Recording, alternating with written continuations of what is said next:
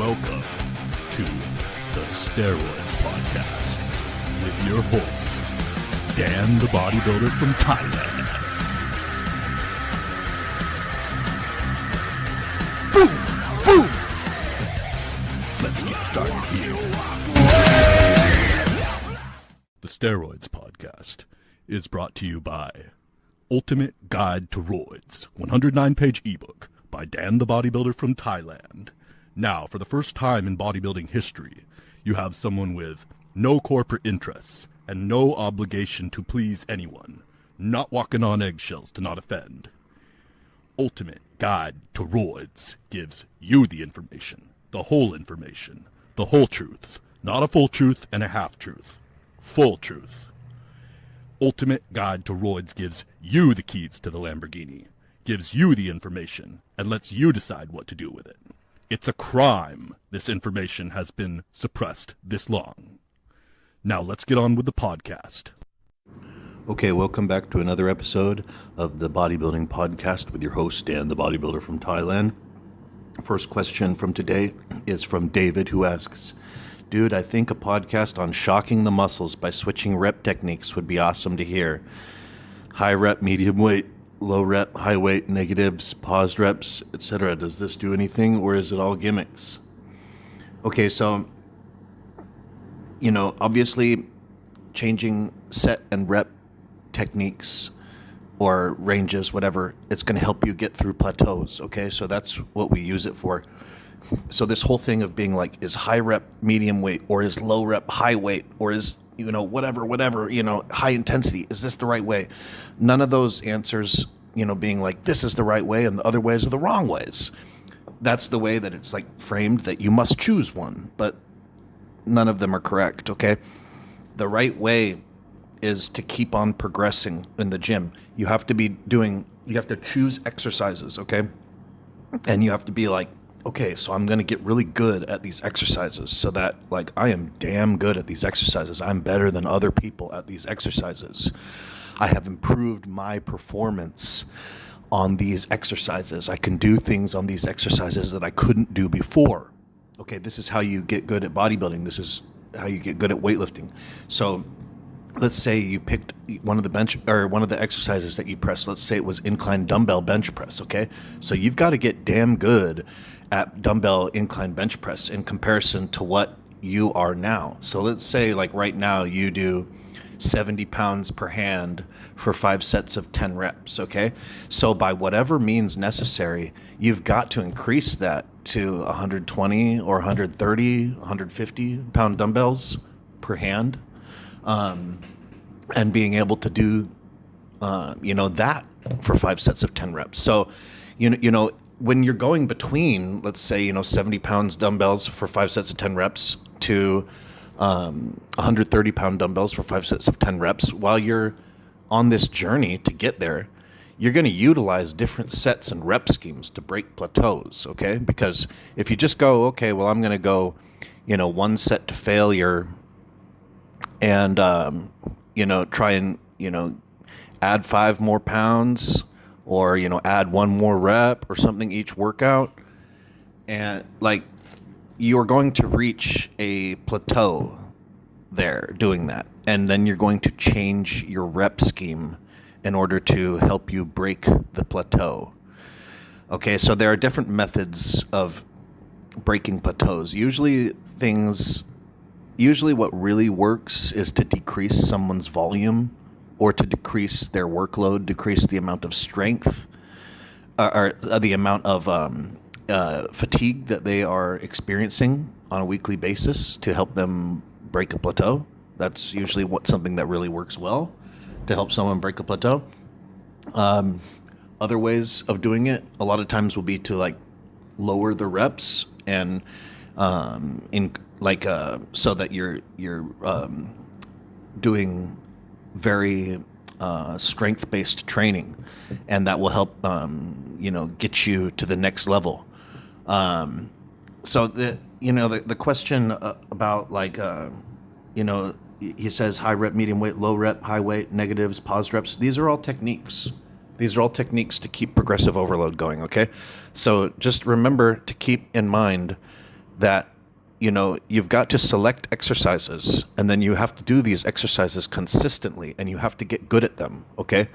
You cannot be, maybe you were in the gym for 2 years, or maybe you were on steroids for a year or something, and then you can't keep on taking steroids or whatever and going to the gym, but not getting better at exercises, like a lot better exercises, and then being like, why haven't I made progress?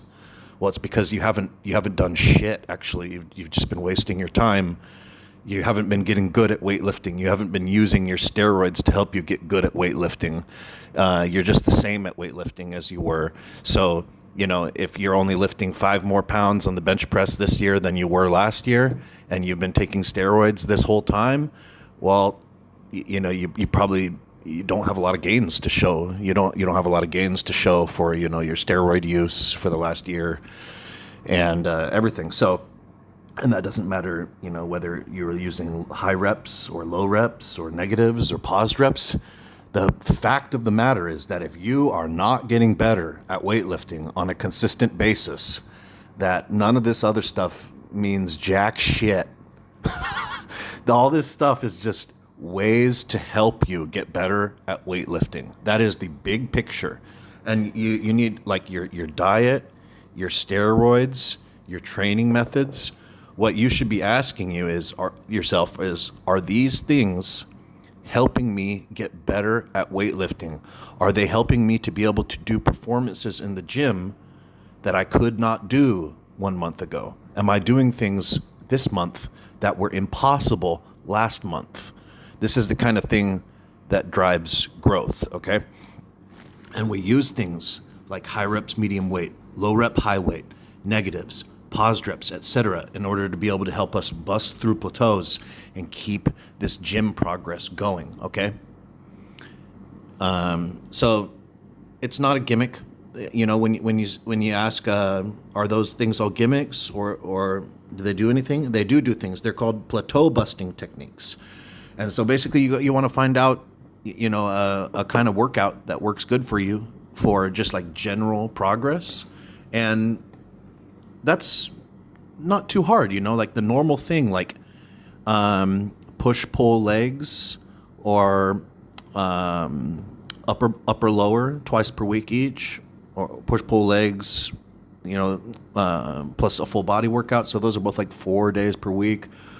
Or, full body workouts work good too for beginners and intermediate even sometimes too. And then also like a 1 day per week body part split can also work, but you have to be serious about not working body parts more than 1 day per week if you're doing that, or else you will start overtraining if you work body parts more than 1 per week, if you're like, doing like 1 body part per day, because then you're really digging into the recovery here, man. And that's the thing, is that people are not worrying enough about their recovery. They're going to the gym. And are you confident when you went to the gym today that you can do more than you did last time? Because probably a lot of guys, I think they're not confident that when they go into the gym that I can do more this time than I did last time. And they probably didn't write it down either, what they did last time, so they probably can't remember what they did last time, so they don't know, what they even have to do to beat it. And I think people are just going into the gym with this attitude of like, I'm going to work something. I'm going to get a workout. I'm going to make my shit feel worked. And then I'm, with that kind of like totally like not strategic way of thinking. That then again being like, why am I not getting the gains that I'm supposed to be getting? Which again is like you're taking drugs to make your muscles bigger and everything, and you're expecting like extreme results, to make you like look like a cyborg, make you look not like a normal person in this society. You can't be playing games when you have these kinds of serious goals, okay? So these kinds of serious goals, are not the type of goals that people who are not, like willing to do like sacrifice are going to achieve. So if your thing is like, well, I like to work out this way that I'm working out, and I'm not going to change because I go to the gym, because like I go to the gym because I have like need this for my mental health, and so that's my first priority is going to the gym a lot, you know, and I'm going to continue to falsely believe that, you know, overtraining and going to the gym too much is going to give me gains. and going again when I wasn't ready, when my muscle, you know, I wasn't confident that I'd be able to do more this workout than I did last time. I'm just going to the gym anyways because I feel like it, and I don't like to miss days in the gym. And this is the way that I like to train because training is a hobby for me. Well, good. Like, if you're going to be like that, don't have these huge goals. Don't have these huge goals of like looking like someone who is not a member of this society, but who's a cyborg instead. Okay, so that you know, this is an extreme thing. This is an extreme thing, and yeah, that my advice to you guys really is that you have got to get good at weightlifting. And I know that this is the thing that is people, you know, are not getting this. They're not getting it. They're not understanding it, because every day when I go to the gym, how long have I been going to the gym? Yeah, I started, it's been about 20 years since I started going to the gym, okay? And nothing has changed as far as I see the same people there all over the world. This is something that is all over the world. It's not just America. It's not just Europe. It's freaking everywhere.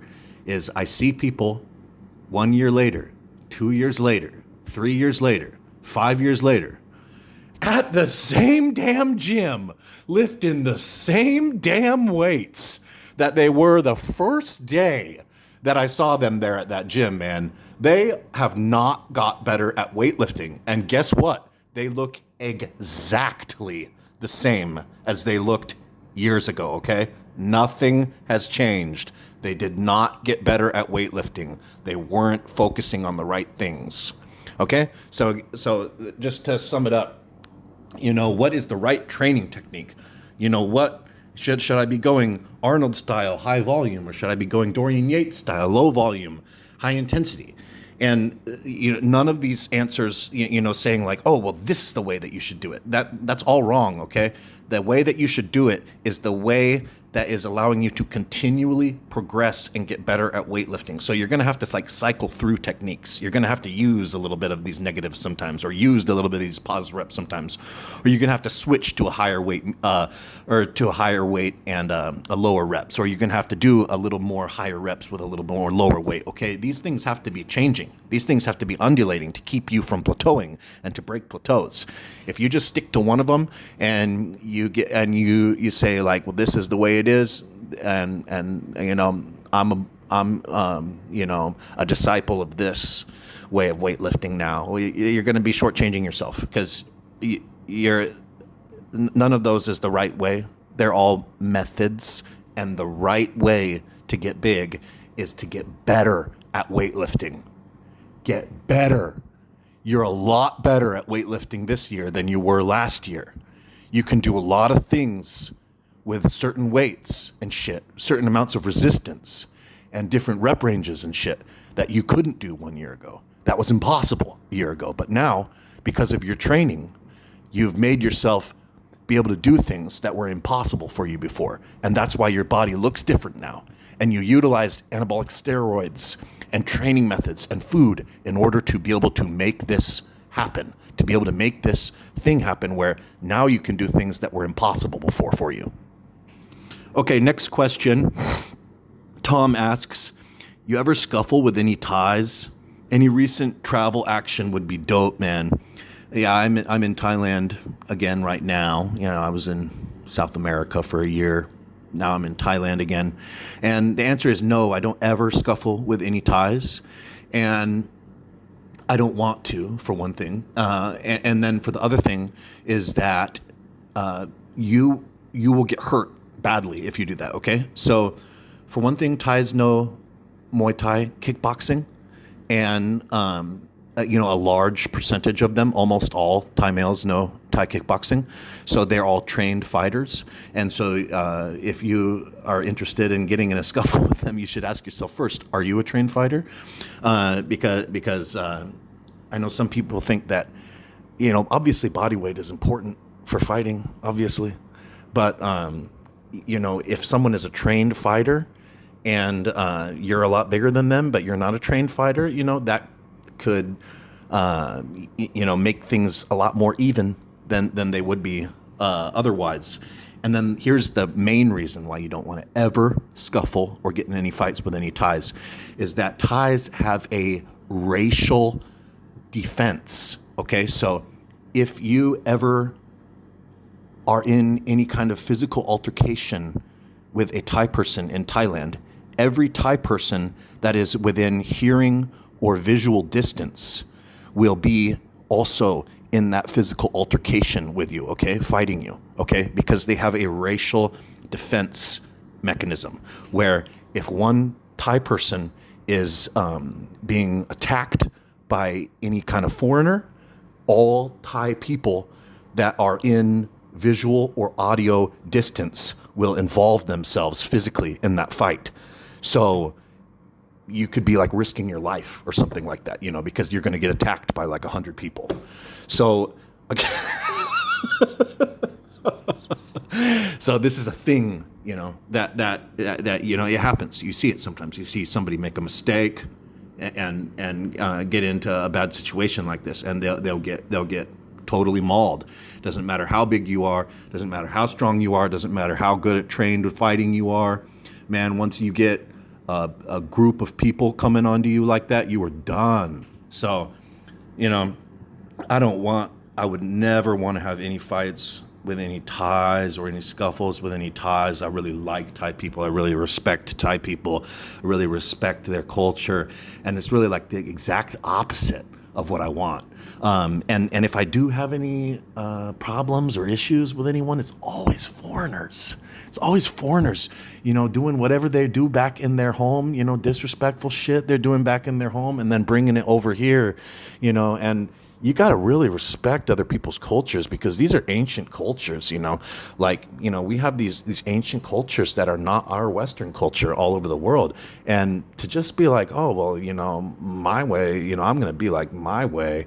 And I'm just going to go just like walking all over their culture. And, it's so disrespectful and just, it's the opposite of what I'm trying to do. A lot of guys that are bodybuilders or something that, travel a lot and, they're living all over the world or something the way I do. A lot of them are living in tourist places, and a lot of them are trying to like have like some kind of big party life or something like that. Like they live in a tourist zone and it's like a constant party for them in their life or something like that, where I'm the exact opposite. I live far away from the tourist zones as possible. And I never hang out with foreigners. I only hang out with locals.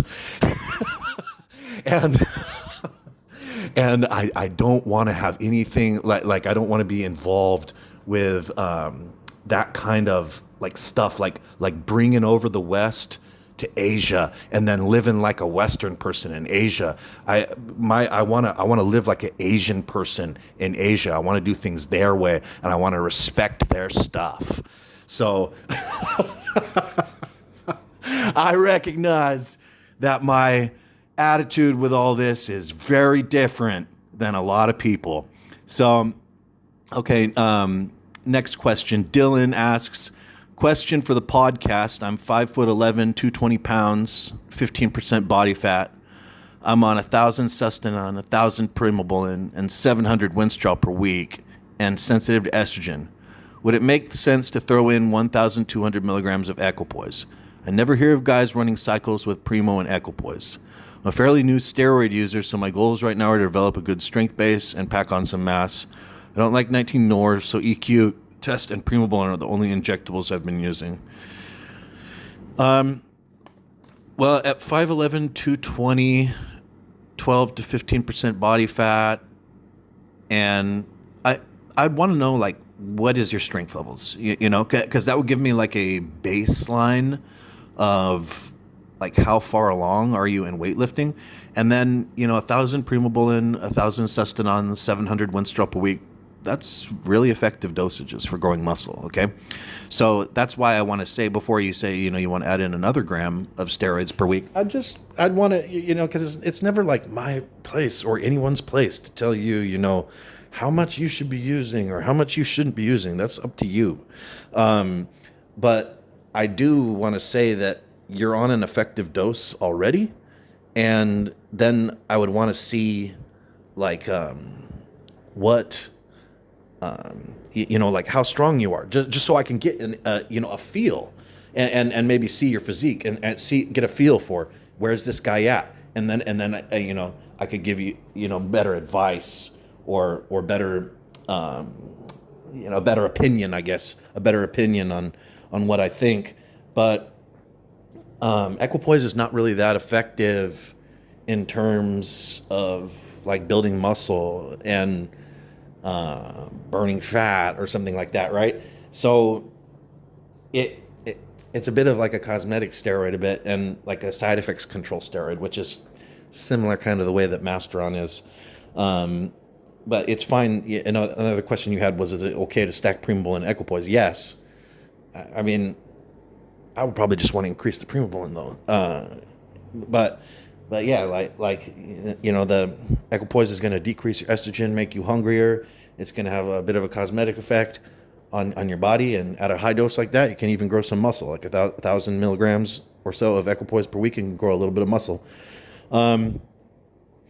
So yeah, I mean, because you said you wanted to develop a good strength base and pack on some mass, like that's what makes me a bit confused. But just know that right now you are on a sufficient amount of gear already to be a big ass muscular dude, and then make your decisions accordingly.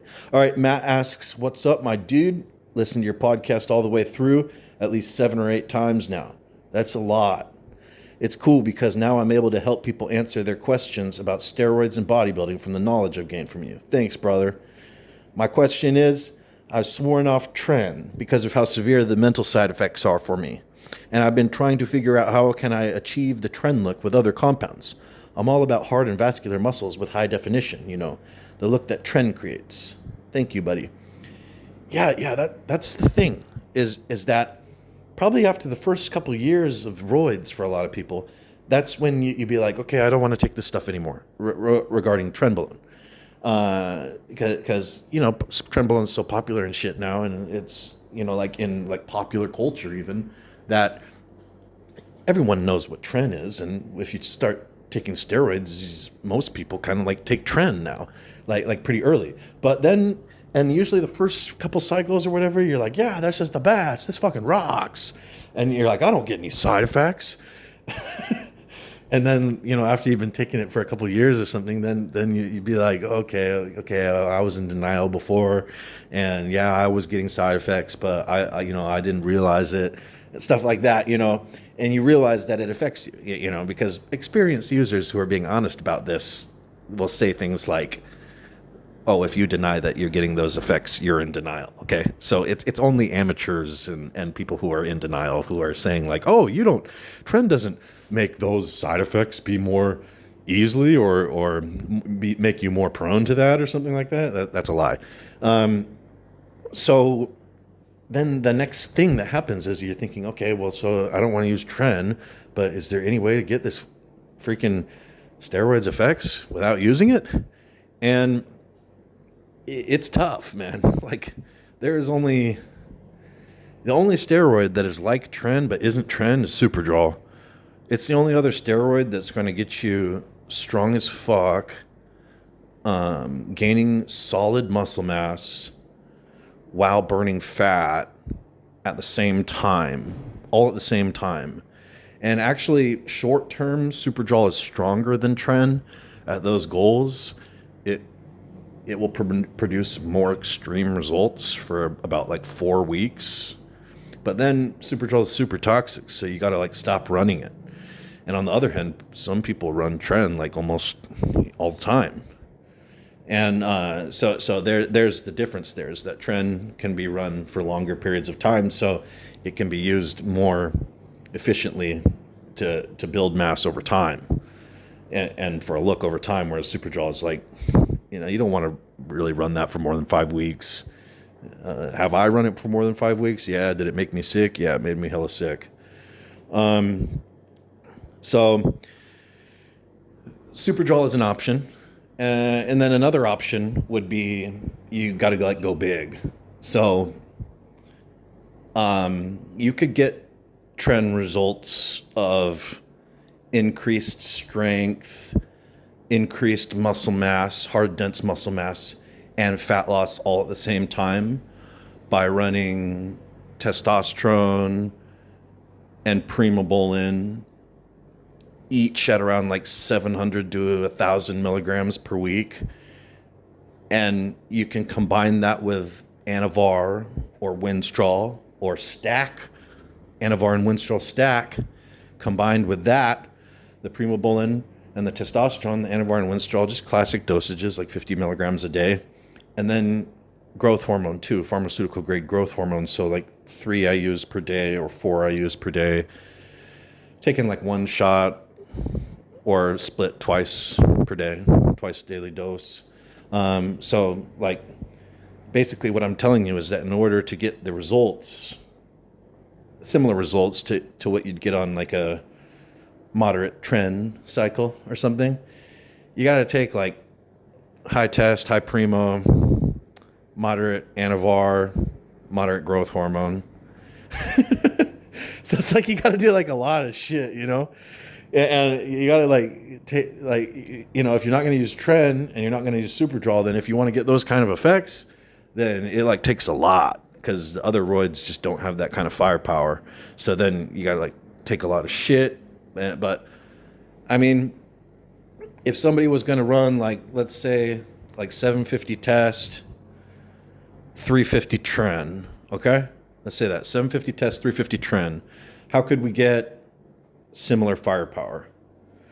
Well, testosterone 500 with 30 milligrams Superdrol would be similar firepower.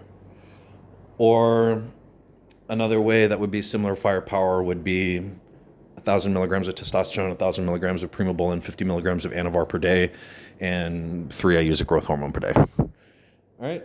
So that kind of set some rough equivalency guidelines and firepower. Next question. Shivam asks, I'm on 1,000 milligrams of testosterone enanthate. Result is amazing.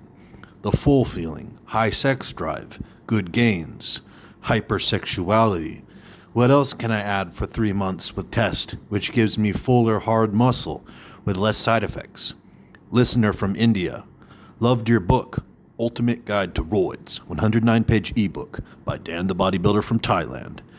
Also, running 500 IU of HCG every other day. And he says, please also guide for future fertility protocol, even if I go hard on anabolics like TREN and Superdrol. And in parentheses, he says, makes me feel like a Vegeta. What you're doing right now, running the HCG with the steroids, is good for your future fertility. You can keep your testicles running while you use steroids if you use HCG at the same time. So that's what he's doing. So, he probably doesn't have shrunk balls either, because he's doing that with HCG, even though he's using 1,000 milligrams of testosterone. So, I mean, he says he loves 1,000 milligrams of testosterone. And I guess this question was kind of more just like him saying he's loving the gear. But he says, please guide for future fertility. So, you can go really high with HCG when it comes to fertility, and that's pretty much the main compound that's really going to be used aggressively for somebody with long-term anabolic steroid-induced shutdown. HCG is a really good med to use, and I think it's underrated. I think it's underrated. It's one of the best compounds in bodybuilding, in my opinion. Okay, next question. Eli asks, what should someone do if they are on cycle and get sick? Keep taking the gear or lay off? How long should one stop training? Love the book. When is Ultimate Guide to ROIDS 2 coming? If you get sick on cycle, you shouldn't train, because that's going to dig into your recovery.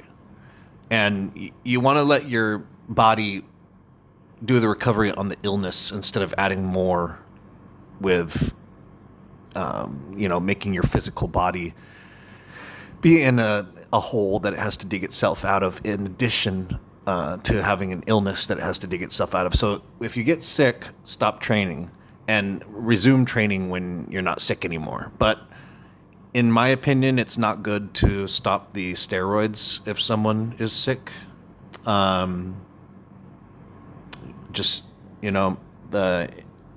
method is to keep the steroids going if somebody gets a cold or a flu or something like that, and start back up when you're feeling good again. That's pretty much that. But one thing about getting sick is that if you're getting sick a lot, you got to start taking a lot of vitamin D. When you take a lot of vitamin D, you won't get sick a lot anymore. So I know that they talk about, dosages like 800 IUs or like even 5,000 IUs, but I'm talking about like more than that. So I'm talking about like 10,000 IUs minimum, or like vitamin D shots if not taking those high dose tablets.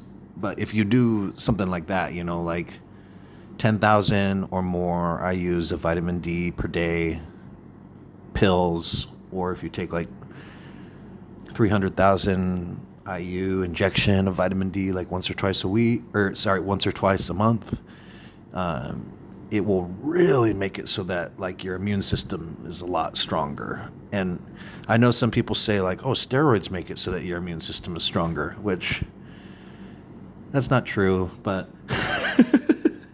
some people say that, but really vitamin D is what you're looking for. Okay. If you're looking for something that really works to make your immune system stronger. Okay. Coach Dustin asks, I've gone on some Prohormone stack cycles, DMZ, M-Sten, D-Draw, and have extreme strength gains. Yeah, so Prohormone stack cycles, that's like stacking oral steroids, and so a lot of times these Prohormones are like strong as fuck designer steroids too, so they're like really strong and a lot of times toxic. And Superdrol was one of those. And, other stuff like, there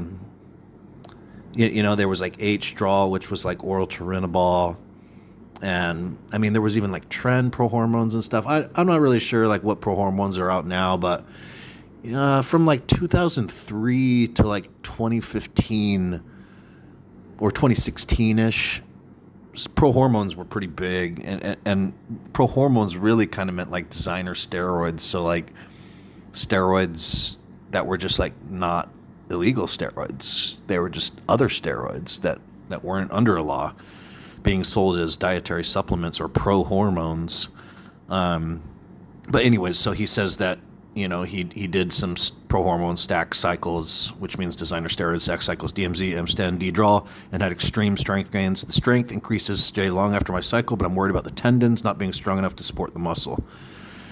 How would you suggest one train for longevity while still having progressive overload? I have a weird deep twinge in my right pectoral. It seems to get tighter, and stretching doesn't cover it. I've had to drop about 50 pounds on pressing movements. Okay, so active recovery is non-negotiable for intermediate advanced athletes. For beginner athletes, you can get away with this thing where you're like, oh, I stretch a little bit and I exercise. But, like if you look at like professional athletes, none of these guys just like go do their sport and like, that's it. And they just like keep coming back. They're all doing active recovery. They're all doing like massage, deep tissue work, ice bath, sauna. There are many different things that these guys are doing, and they're doing these regularly. So if you're at like an intermediate advanced athletic level and you're continuing to like not do that, you're going to have problems. And, basically everybody that's been in the gym for a long time, you hear them saying stuff like, oh, I have these old injuries, I've had these injuries for 15, 20 years, stuff like this. Well, most of the guys that are like gym rats and they've been doing it like that, they haven't been doing it like professional athletes. So they haven't been doing the active recovery. And so they have all these freaking injuries that will just like never go away, like for the rest of their life, unless they will start doing active recovery. And a lot of guys that have like injuries too, that they're like, damn, like I feel like I can't go to the gym anymore or something like that. Like, this is a problem. Okay. But this is one of my specialties though. In addition to like hormones and stuff like that, I really know a lot about injuries and helping to fix injuries. I've dealt with this stuff a lot. It's the same thing. I've dealt with it with myself and I've dealt with it with other people. Help myself and help other people get rid of bad long-term injuries that they felt like, maybe they were never going to be the same, which is mostly because I understand that it's soft tissue work. I understand that this is a major source of chronic pain that Western medicine ignores. They don't have any soft tissue work. If you want to go get your muscles worked on, do you go to the doctor in a Western country? I mean, where do you even fucking go? You go to a massage parlor and there's nothing else? Because medicine fucking ignores your problems? They just pretend it doesn't exist? So that's the reason why, is because soft tissue produces a lot of injuries and has a lot of problems, and Western medicine ignores it. They focus on structural problems. And so like soft tissue manipulation, deep tissue massage, cupping, myofascial release therapy, deep tissue work, like I'm saying, this stuff is non-negotiable. If you're an intermediate or advanced athlete and you have to make it a regular part of your life, a lacrosse ball and a therapy cane are good places to start. There's a good book called the Trigger Point Therapy Manual or Trigger Point Workbook. I forget what it was, one of those names, and that one is really, really good book too for learning about how muscles make your joints get out of place and what muscles to work on in order to fix your joints and stuff like that. So that's what I advise for you. Coach Dustin obviously needs this. He's having to drop his pressing weights 50 pounds, and he's worried about his tendons. So what you've really got to do is you've got to fix these. You've obviously got injuries in your muscles, and tight points and scar tissue, and you've got to break all that shit up. And so that's going to be deep tissue work. Where in your chest where that's hurting you got to dig your fingers into that and work it out until it's not bothering you anymore, until it's not sensitive to the touch anymore. And yeah, I'd definitely get a foam roller too and some other shit. Foam roller, lacrosse ball, Theracane. You got to have this stuff, man. You got to work with it every day. That's like part of it's. If you're a gym goer and you're really serious, then doing this kind of stuff is like brushing your teeth. It's like you can't get away with not doing it. Okay, Rob Dix asks, hey, mate, considering the newish research on Primobolan and Masteron acting as AI serum, would you bother running an AI with your high-dose test cycles, or would you get more benefits from implementing Masteron in its place? Let me tell you this right now, okay? If you are a normal aromatizing guy and you try to use Masteron or Primobolan as your AI, you are going to get gyno. There's these guys, okay, so from my experience doing this, okay, it's like 1 out of like maybe 7 guys or something like that. He's just not sensitive to estrogen, and he can pretty much take anything without having any estrogen side effects, like hundreds of milligrams of D-ball, thousands of milligrams of testosterone, and there won't be any estrogen side effects. He just doesn't produce aromatase enzyme, or at least not much of it. So about like 1 out of 7 from, I'm guessing, because of my observations from working with people and talking with people and stuff. This is about how often I see this scenario happen. It's like maybe 1 out of 7 guys. So these type of guys are the guys that are, you know, showing their blood work on Masteron or Primobolan, and being like, it's an AI. It's an AI. It lowered my estrogen. These guys have no estrogen production in the first place. You know, these are not big estrogen producers. These are guys who are like not taking AI or like barely needing AI at all. And then, you know, you get them taking these things and it's like, okay, for them, it acts like a, you know, Primobolan Masteron acts like an AI, okay? But for the normal guy, like the average guy, if you try to use Masteron instead of an AI to take care of your gyno, you're going to get lifelong gyno, dude. I'm telling you the practical, real world experience here, okay?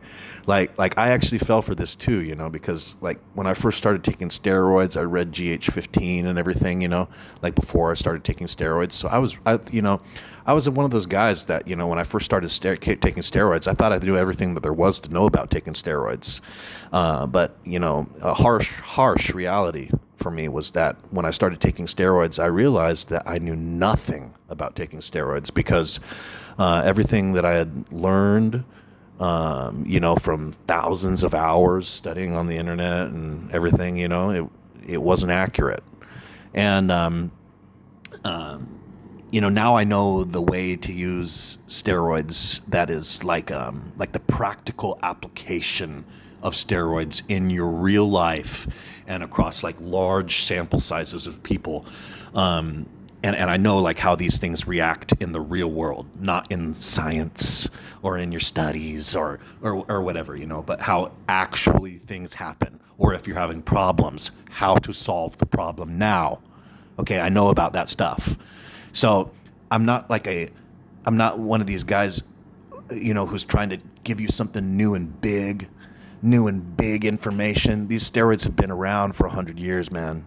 Okay, and they've been working, and people have been making these crazy physiques for 100 years. Okay, it's not, you know, somebody figures out something new now, and you think I got to go do this. That's not. They've got you. Okay, they got you again. You know, everybody's always looking for this new thing, a stupid pill or a stupid shot or something that's going to make all their dreams come true. Okay, everything that's already been important to bodybuilding has been done, okay? And it's already been done more than it needs to be done. Okay, you go look at like Ronnie Coleman, you go look at like you know some of these other extreme freaks, modern day bodybuilders competing, and it's too much, okay? It went overboard, okay? You don't need any of this new shit, okay? You need to learn how to know how it's done. That's what you need to focus on learning, is to learn how these motherfuckers have been doing this since the 1960s. That's what you need to be focusing on doing, not what is the new drug that came out. Okay. So, and then the other thing is like, you know, everybody's got these flashy new ways to like use the drugs or whatever, like take it, shoot your testosterone into your fat instead of into your muscles. Okay, great. And then I'm going to walk around with fucking oil balls in my fat for the next month while it doesn't absorb. Okay. That was another one of these things where like use Masteron instead of arimidex and it works better. Dude, these are like wives' tales, like steroids wives' tales, man. Like you can kind of just tell, like when you hear it, it's like, wait a second, that sounds fucking stupid. But for some, but it gets you, you know, because there's like this like lore or this like exciting mysteriousness about steroids or whatever, and so it's like, oh, these powerful things. It's like has this really cool name, Masteron, so I got to use it. But really, you know, Masteron, what does it do? It makes you get oily skin. It makes you get acne. It makes your sex drive be inappropriate. And it makes your prostate swell up and you got to urinate a lot. Okay, that's mostly what Masteron does. Okay, it doesn't grow muscle. Sorry. You know, I know people hate that. I know they hate that it doesn't grow muscle. And I know you got a lot of people, maybe like people saying, yes, it does. But no, it doesn't, bro. No, it doesn't. Talk to anyone in real life, okay? Not the internet, okay? In real life, Masteron doesn't grow muscle. Okay, it does on the internet, but it doesn't in the real world. All right. So, kind of talked about AIs, Primobolan, Masteron. I mean, the rest of that guy's question was kind of like talking like, can I shoot a ratio of Masteron like 1-to-1 testosterone and then not take 25 milligrams of Romacin and instead take the same dose of Masteron as testosterone? You can fuck around with that. You can fool around with that, and maybe it works for you, maybe it doesn't. Chances are it's not going to work for you, but there is a low probability it will work for you. And also, I'm just gonna tell you that, but it's unless you're one of these guys where you don't really create the estrogen, it's most likely not going to work for you, and it'd be better if you just use a little bit of exemestane, a little bit of arimidex. It's a lot easier.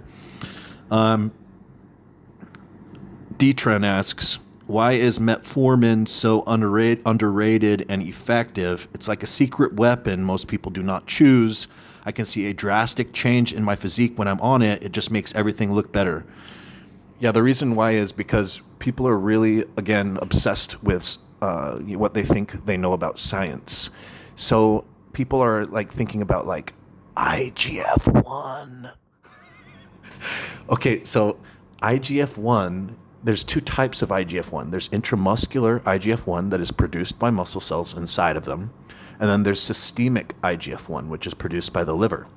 And the intramuscular IGF-1 is the type of IGF-1 that has a really large effect on muscle growth, okay? And so anabolic steroids and growth hormone stimulate muscle cells to produce more IGF-1 inside of them, okay? And this is separate from the systemic IGF-1 that is produced by the liver. And growth hormone injections make your liver produce more systemic IGF-1, okay? But growth hormone injections also make your muscle cells produce more IGF-1, okay? The muscle cell actually manufactures the IGF-1 separately than the liver. And also taking anabolic steroids also makes your muscle cells create more IGF-1 inside of them, okay? So as far as metformin goes, there's this thing about like, okay, well, metformin reduces systemic IGF-1 by like half, it pretty much does that like with like hormones, okay? So like if you're natural and you take metformin, you don't want to do that because it's going to reduce your testosterone by 50%, okay? And pretty much like like most hormones get reduced by like 50% in naturals taking metformin. So for them, it is going to be a negative, and I wouldn't take that, okay? But if you're on gear, okay, so like if you're on test or any other kind of gear, okay, you take metformin, it's going to really make it a lot easier for you to cut now. And if you are on gear and growth hormone and you add metformin in, now you're gonna get a lot freakier, okay? You're gonna get a lot freakier, a lot bigger, a lot fuller, a lot more angular, a lot more 3D, like it's more of like a freaky compound when combined with growth hormone and steroids. But when it's just with steroids, it's more of like a weight loss agent or so. But the reason it's so underrated is because people talk about things like, oh, well, metformin lowers IGF-1, but they're always thinking about IGF-1 or talking about IGF-1. It's like, well, you shut the fuck up about IGF-1, man. Like they're always talking about the systemic liver-produced IGF-1 for one thing, okay? And then the other thing is that, like, which is not even important for muscle building, the way that the intramuscular IGF-1 is. And then the other thing is just that when you see anecdotal evidence with your eyes, okay, when you try something and you use it and it fucking works, okay, you have to realize that science doesn't know everything, okay? Science is not God, and they don't know why a lot of the drugs that they make work. And a lot of the drugs that they make, they're just plagiarized from things that they have found in nature, okay? They find these compounds that are very similar in nature, very similar, and a lot of times even superior. And then they're like, yes. And they go into a lab and they make a very tiny alteration to that thing that they found in nature so that now they can put a patent on it. And drive up high prices and make drugs to sell to you, okay? And that's like the whole thing, these bastards, okay? but so they're plagiarizing the medicine, okay? I'm kidding. All right, so anyways, what I want to say is that the reason why people are weird about metformin is because they're weird about IGF-1, and the other thing that they'll hear is another science thing where they go, it turns on the AMP-K energy system, and it turns off the mTOR anabolic system. Okay, so yeah, it does skew your body's energy system more towards the fat-burning system. Yes, metformin does do that, and it skews it more away from the building glucose anabolic getting bigger system, okay? But if you're taking anabolic steroids and you're doing workouts, okay, intense workouts, you are going to cut through that light mTOR suppression and that light AMP-K elevation, okay? You're going to cut through it. And it's going to be an insignificant because of the benefits, like the potential benefit of metformin versus the negative of metformin. The benefit is higher than the negative, okay? And so these science things that you may have heard about reasons why not to take metformin and why metformin is bad for bodybuilding. But as TREN confirms, which, I mean, I've made a podcast episode called The Most Underrated Steroid, and it was about metformin.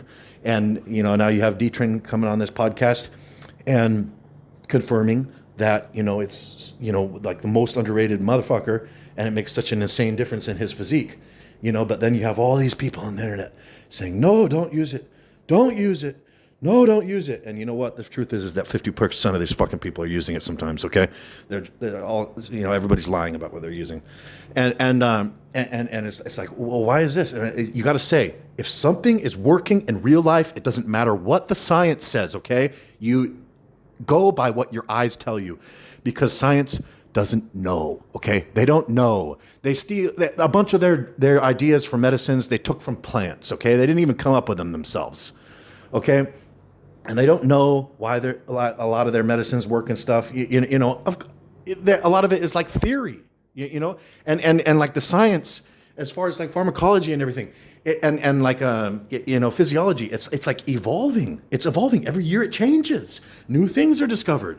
So if you just look at some science and it says something, and you be like, oh, okay, well, I'm taking that as like the word of God. Okay, well, that's shortchanging yourself. It's keeping you suppressed. It's not letting you reach your potential, okay?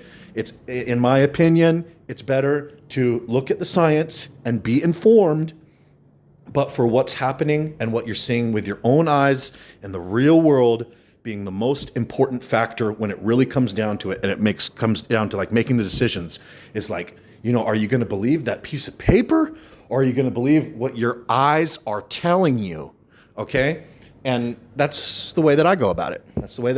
So that's why I recommend, depending on people's goals, depending on what kind of metabolism people have. Everybody's different, okay?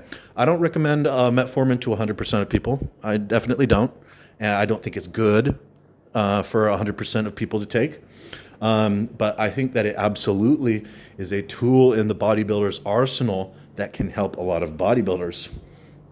Okay.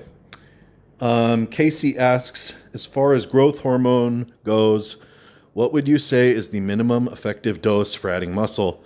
Also, would you ever advise cutting the dosage while cruising on TRT because HGH and anabolics function better together? For instance, to make the most out of what you have and cut expenses. Yes, I don't think it's a good idea to cruise on growth hormone. I think it's kind of like wasteful or something because, okay, yeah, it is going to make it so that, because it decreases nitrogen loss, okay, like growth hormone. So even if you are like cruising on like 2 IUs of like pharmaceutical grade growth hormone and 250 milligrams of testosterone, the 2 IUs of growth hormone is going to make muscle loss not happen as much as it would if you were not taking it and only taking 250 milligrams of testosterone. But the whole point of like the cruise and everything is to like not be on shit. Okay. So there's like this tendency to want to like still be on shit. Okay.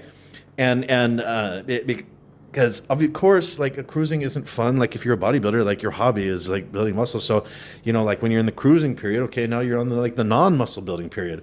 So it's like the not fun period. And it's like the period that you have to go through that's like, oh, okay, well, I just have to put in this work here and not get like a really great benefit or gain from it, right? So that's not as fun, but it's good to weather that and to persevere through that, okay? Because the whole point of the damn cruise is to not be on stuff, okay? You're taking all this stuff.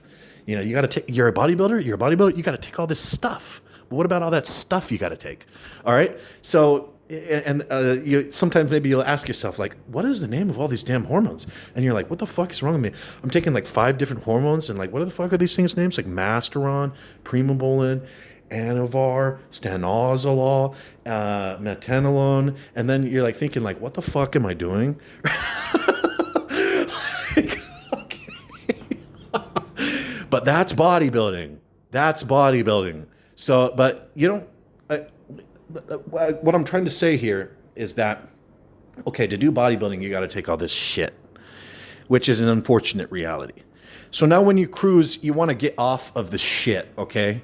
We know that you can't do like a PCT and like go off of steroids totally, because that just causes like a meltdown, And so we've got to have like some kind of middle ground. And, taking like 1 shot per week of 1 milliliter of testosterone or something is like a good way of just, stopping taking all that stuff you take because you're a bodybuilder. And now just take a break. Take a break for a month. Take a break for 2 months. Take a break for 3 months, right? Depends on who you are, how long you're going to take a break, okay?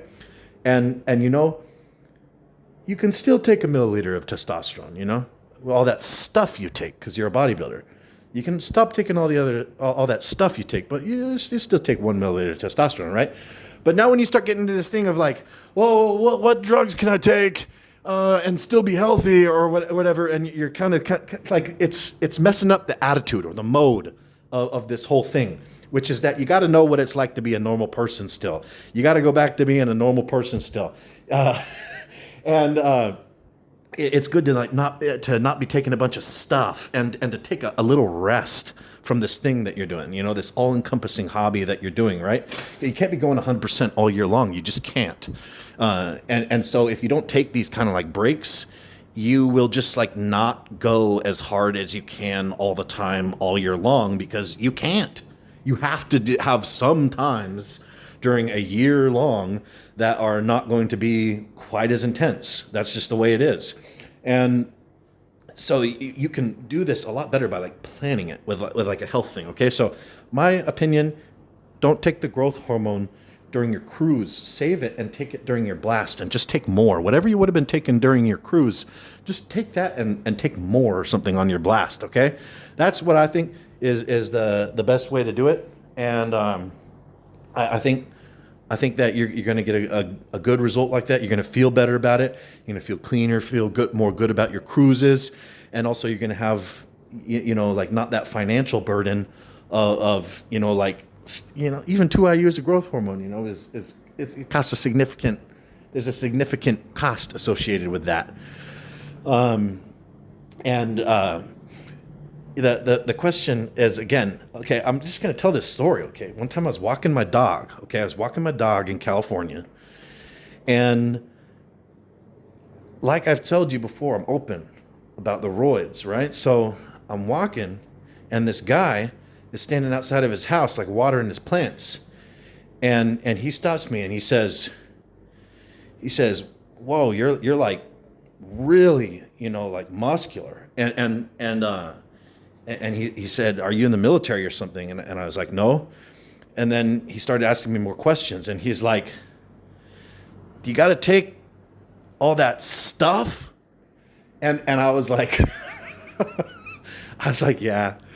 And so I said, yeah, I take hormones, I take steroids, you can't look like this without that.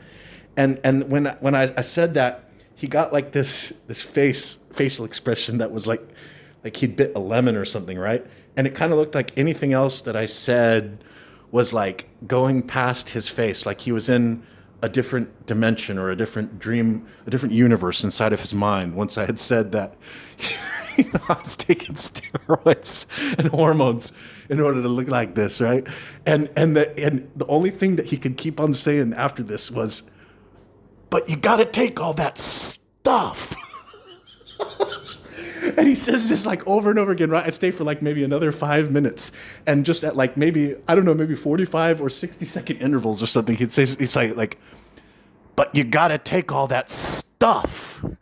And you know what? He had a point. It's kind of like, it's like, what the fuck? To be a bodybuilder, you got to take all this stuff. And it's not a little bit of this stuff. That's another lie you're going to hear, is that like, oh, you got to take the stuff, but it's just a little bit of the stuff. No, you got to take all this stuff, dude. It's like that guy said.